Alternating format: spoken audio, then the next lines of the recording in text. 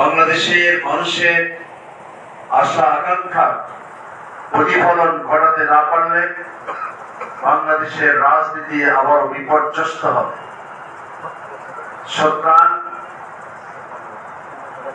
যে উদ্দেশ্যকে সামনে রেখে বিগত 24শে জুলাইয়ের গণঅভ্যুত্থান হয়েছে, আমরা মনে করি অন্তর্বর্তীকালীন সরকার এটাকে গুরুত্ব সহকারে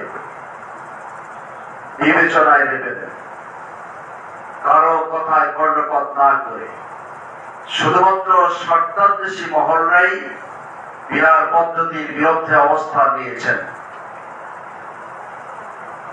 কারণ কথায় বলে বিড়াল চায় না যে কোনো খাবার ঠেকে রাখা হোক, আর চোরেরাও চায় না যে বাড়িওয়ালা জেগে থাকুক। সরকারদেশী মহল তারা আজকে বিহার পদ্ধতি নিজেরা বোঝেন, কিন্তু রাজনৈতিক স্বার্থে তারা এটার বিরুদ্ধে অবস্থান নিয়েছেন। আমাদের অনেক বিরক্ত আলোচক বৃন্দ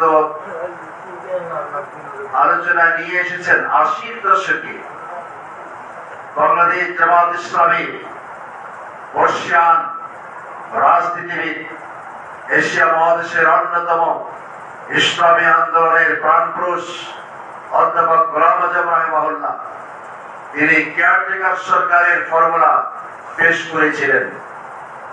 কিন্তু এদেশে কিছু রাজনীতিবিদ বলেছিলেন এক সরকারের অধীনে দুই সরকার হতে পারে না, পাগলের প্রলাপ ছাড়া কিন্তু হতে পারে না।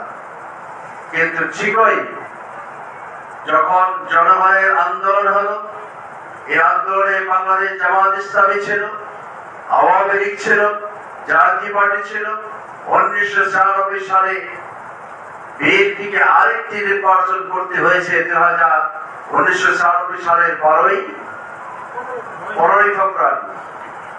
এই 15ই ফেব্রুয়ারি 12 দিনের সরকারে তারা কেয়ারটেকার ফর্মুলা অনুমোদন করে সর্বপ্রথম যারা ক্ষমতার স্বাদ পেয়েছিল তারা কিন্তু বাংলাদেশ আওয়ামী লীগ। কিন্তু দুঃখজনক, এই আওয়ামী লীগই যারা ক্ষমতার প্রথমত স্বাদ পেয়েছিল তারাই সংবিধান সংশোধন করে কেয়ারটেকার ফর্মুলা বাতিল করেছে। সম্মানিত সুধীমণ্ডলী, আমরা দেখতে পাচ্ছি এমন একটা পর্যায়ে আসবে বাংলাদেশে,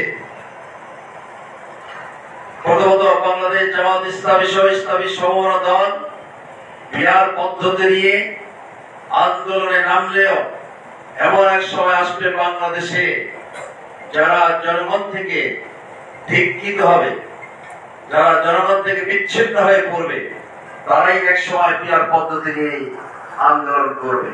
জুড়ে আর ইনশাআল্লাহ।